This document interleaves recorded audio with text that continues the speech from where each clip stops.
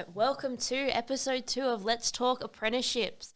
Today we're answering the question, what is an apprenticeship? On this podcast, we talk about the myths, the opportunities, the legends, and overall everything that can come out of an apprenticeship. So we're here with Raman, and we are going to answer that. What is an apprenticeship? Raman, what's the definition? All right, Louise. So there are a few definitions going around, but I like to stick with simple.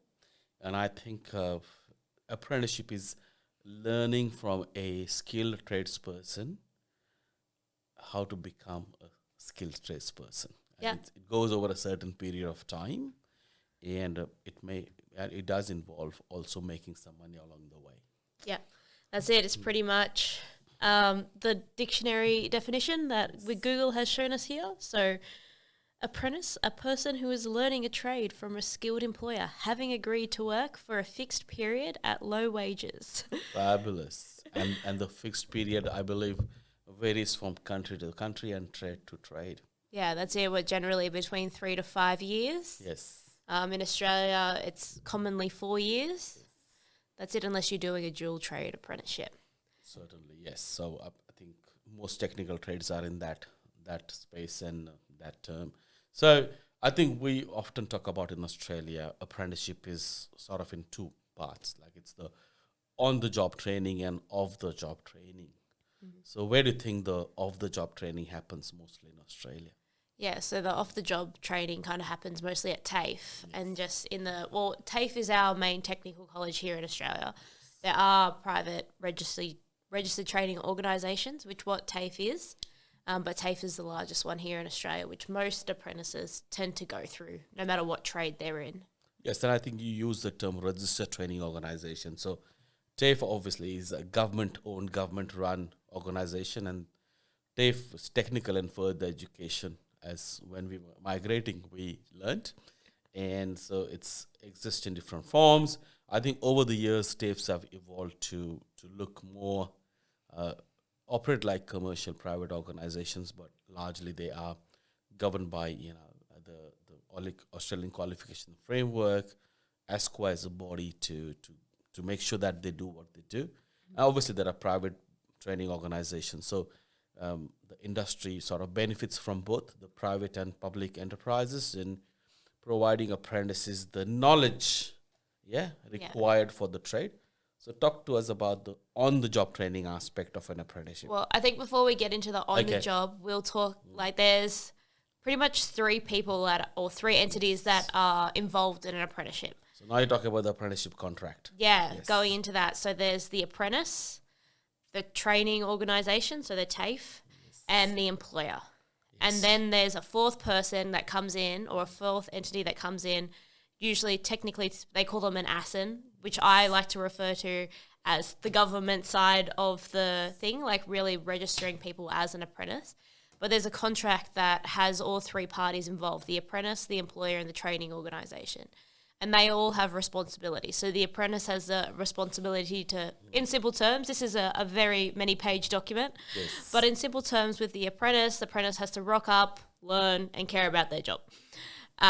The employer has to maintain a safe workplace for the apprentice to work, as well as give them opportunities to learn in alignment to whatever subject or whatever qualification they're doing. And then the training centre, or the TAFE, Technical College, needs to teach them the nationally recognised qualification. So typically it's a Certificate 3 level, and all parties are involved in this. They all have a part to play. And the responsibilities of each one of them need to be fulfilled for the apprentice to then get signed off as a tradesperson at the end of the 4 years. Excellent. So if I'm little Jane or little John, I've come and I want to do an apprenticeship. So obviously I'll have to find an employer who will engage me as an apprentice. Mm-hmm. And between the employer and me, I will find a TAFE college who is going to deliver that qualification. So if I want to become a diesel mechanic, you need to find a college who will provide that training. And then we all find a ASIN or apprenticeship service provider, apprenticeship network provider, and they will come and on behalf of the government do the paperwork to get the apprenticeship contract up and running. That's it. But a lot of this isn't really consciously done by the apprentice because the employer who's taking on the apprentices generally put other apprentices through. Yes. This kind of organisation of the contract, the training is more on the emphasis of the employer. If the apprentice comes in or the soon-to-be apprentice comes in and says, hey, I want to do an apprenticeship, generally, like just signing up and being aware of all these things happening is all that's really needed from the apprentice. So the employer will know what course they want the apprentice to do, what course the previous apprentices have done. They'll be able to contact the ASIN or the government side of things on there. So the responsibility isn't too much on the apprentice. It's just really we talk about this because we have had apprentices come across our path that have kind of been employed by dodgy employers who haven't taken on this process. So with the apprentices, you don't have to organise this thing, but make sure it's happening when you're in there. So I think it's the obligation is more on the employer to then engage with all these agencies and have an apprenticeship contract going. Usually they say within the 3 months of commencement or even lesser. And I understand there's a probationary period, but yes, the onus is on the employer. If you call someone an apprentice, you have to have an apprenticeship contract in one of the trades identified as an apprenticeship trades and engage in appropriate training college to do that. Yeah, that's it. And in the definition, it does say low wages for an apprentice, but there is a fixed minimum wage for each year of an apprentice. And then as a mature age apprentice as well, typically you start on the third year wage.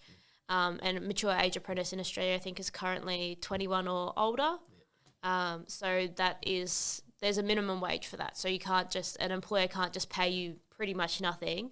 There's a minimum wage to be paid. And a lot of employers pay above that because they want their apprentices to succeed and they really want to invest in their apprentices. But there is a minimum wage in there. Now, you just dropped in a term called mature age apprentice. Now, so again, for our listeners, Australian apprenticeship allows people of any age to start an apprenticeship, but they also understand that people with more age may have more responsibilities. So the wages are different for anyone who's under 21 and anyone who's over 21. At least the starting wage, but the final wage sort of is similar because the system understands that regardless of your age, you will still have to be meeting the same end requirements or will qualify to be at the same level. Yeah. Okay? So again, it's getting a bit too complex there, but what our listeners need to understand is, yes, there is as you said, a minimum wage, but there is a structure and there is an award which dictates that. And obviously it's always in proportion to the minimum wage. So when there is a review of the wages, minimum wages every year, apprentice wages part of that review as well. That's it. And so it comes up with inflation. So just for example, for my apprenticeship, I remember I was on $7.13 oh my God. as a first year apprentice, and I was 15. But now the minimum wage, I think the last time I checked for a first year is $14 or $15. So it does go up with inflation and all that kind of stuff. So it's reviewed every year pretty much. And having said that, that's only the minimum. So most employers who want to be competitive, they want to remunerate more. So they can have their own wage structure as far as they don't go below the minimum. Yeah. And we've seen in the industry, I think we were around long enough to know that some organizations who employ apprentices to train them beyond the trade, like a long-term employee, invest a bit more into the apprentice and often pay them more wage or may give them more monetary and non-monetary benefits to make that apprenticeship a lucrative prospect. That's it. And we're talking about wages here. So even with the training side of things, does the apprentice get out of pocket for any of the training expenses? No, so none so whatsoever. So the employer is supposed to pay the fees. And I think currently now apprenticeships there's fee-free apprenticeships run by the government as well. As an initiative. So even the employers aren't out of pocket at this. We're 25th of April 2023 and currently apprenticeships are fee-free for the apprentice and the employer. Yes, and look, I think over the 15 plus years I've worked in this area, there's been several incentives the government has often brought around to meet the ever increasing skills demand. So they always, there's a skill shortage Yeah. all the time in several trades. So the government tries to incentivize organizations taking on apprentices. So there is certainly a commencement incentive. We get some money from the government directly for employing an apprentice, and then you get more money once you complete the apprenticeship successfully, regardless whether the apprentice stays with you or not. Yeah, so that's more talking the employer side. Employer side. So with the apprentice, like even when the government funding or this government initiative stops, legally the apprentice their training is paid for by the employer. Yes. Plus the apprentice is also paid to attend the training at their standard wage. That's a good point. So, and I think if we look at when do they do the off-the-job training? So, yes, in Australia at least, the on-the-job training is a big part of the 3 or 4 years of apprenticeship. So, if I have to put a ballpark, now there are different ways. They can go for 1 day a week, or they can go once every 4 or 5 weeks. So, if you're looking at 5 to 7 weeks of attendance in a college within the town, possibly. Yeah. And that's per year. Per year. For the first 3 years. First 3 years, and fourth is no TAFE, you're done. Now, it's treated like a work day. So if I'm an apprentice, Jane, and I go to a college, it's a work day for me. And so with that, it also brings that you have to behave like it's a work day, which means your attendance, your safety, your personal protective equipment, following of instructions. So put it this way, your teacher is your work supervisor for that week, and that's how it's treated. So technically, you are employed all throughout your apprenticeship, zero out-of-pocket expenses. The government is also giving you incentives and concessions. So if I compare with going to university, you are paying to go to your university. You're not getting any cash or any financial benefit unless you do a part-time job somewhere else. You're actually making money to learn, and we all know that tradespersons get quite a good income once they become a qualified tradesperson. Yeah, that's and it. it goes up. I've never seen go backwards, at least in my life. So Yeah, that's it. And I think like it's really important to remember that I think there's a stat for it, but off the top of my head, at least 90% of apprentices are in a job straight after their apprenticeship. There's not even a phase where they're thinking that they might not get a job. It's automatic. Generally, it's automatic from your apprenticeship to tradesperson, full-time employee. And I can say, at least in Australia, that tradespersons have, if they've stayed in their industry, have even got into several leadership roles, like CEOs and directors of company. If they open their own businesses, they have been very successful as well. That's it.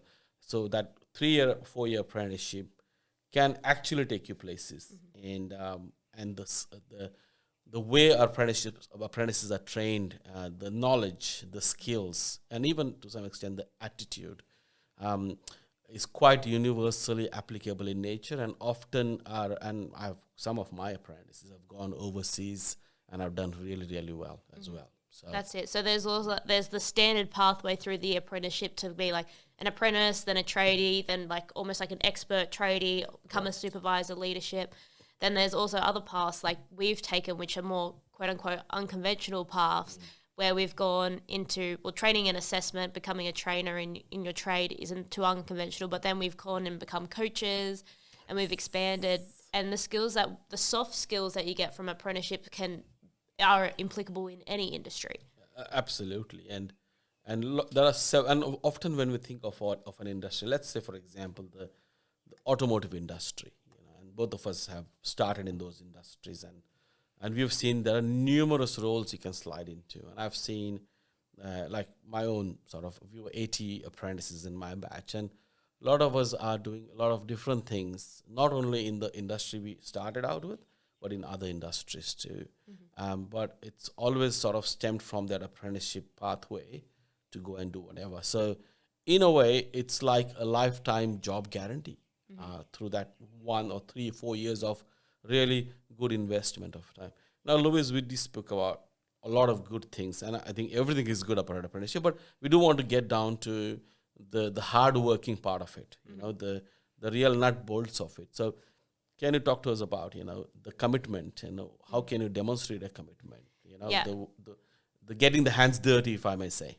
So we'll just touch on this briefly because we're pretty sure we're going to end up doing a whole season I know. about being an apprentice. Exactly. But overall, the first year of an apprenticeship's being like dunked by a wave in the beach. Yeah. You get all this information. Pretty much, it almost feels like it's chucked at you, especially if you're coming out of high school. You're learning to be an adult, you're learning a new workplace structure, and you're learning the trade itself. And the trade itself comes with its own language, and then you're working on communicating with different people. So you've got other apprentices, you've got your supervisor, you've got the tradespeople, and then upper management.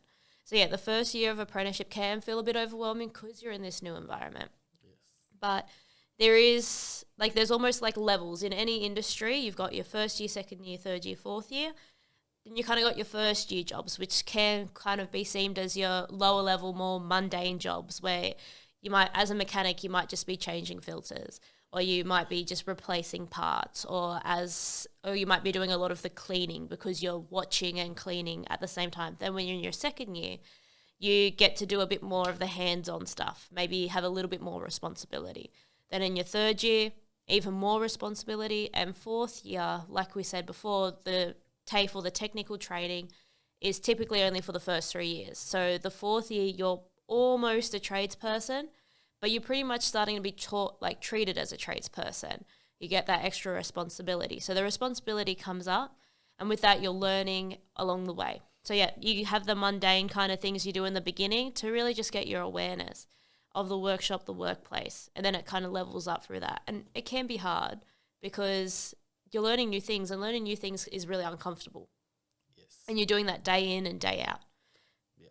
So it can get a bit monotonous. And I remember for the first 2 months at least, we were doing a lot of hand skills training. And at least for a month, we were just filing away a channel until we got the level right. And that. Now we always wonder how much can you learn from this. But the real teaching was to persistently be working on one thing and finishing it. So that was a real learning. It also was to develop resilience into you, because you come out of school and you have, not everybody has worked on a farm like you have done, and people come from, because when we came, some of us thought the file is a file, like a paper file, but that's actually a file which we use for shaving of some metal, metal. Yeah. So those things, I think, and also getting the dexterity right and all that, because it is all working with your hands, at least in most trades. So. Yeah. So I think really when we're talking about this, it's like you do learn from square one right at the beginning. So going into the apprenticeship, you don't need any experience in any particular. It's more like you need to just be interested in the area, and then they'll teach you everything. So there's no prerequisite in your skill to enter into an apprenticeship. And look, and very often we see apprentices who always come with that end picture in mind, like highly skilled mechanic picture in the mind, and they want to be that from day one. But they don't realize that there's a lot of fundamental learning, and I think safety is a big part of it, isn't it? So apprentice is certainly vulnerable, because every industry is high risk, and we all understand the risk management aspect, but human error often is a cost. So I think that's what it's also learning that very slowly but very firmly. Yeah, because I know we could both talk about this for days on end. Yes, I know. But if you guys come across this podcast before season 2 is out, feel free to contact either of us. We've got the email in the description box of the podcast to get in touch with us if you are an apprentice and you want some help with these kind of things. But I think, Raman, in summary, with an apprenticeship, you're paid to learn. Yes. The wages are low at the beginning, but you're not out of pocket, and it does go up. There is rules and regulations in place. There are 3 main parties involved in the process, and the apprentice doesn't need to be actively aware in each of them, but just as long as they know that the contract has been signed, that everyone is fulfilling their responsibilities, and pretty much anyone can start an apprenticeship. Certainly, and I think I do some work internationally, and I think if you want to become an apprentice, Australia is one of the best places to be an apprentice, because there is so much more structure, there is so much more respect, and there is so much more opportunities once you are a tradesperson. So, I would say Australian apprenticeships are the best. Yeah, that's it. And yeah, thanks for checking in for this episode. We are going to keep talking about how to get an apprenticeship in the next few episodes. So we're looking forward to chatting to you guys then. We are coming from you from the Breed Sunrise Studio, and all our contact details are below. So we'll catch you in the next episode.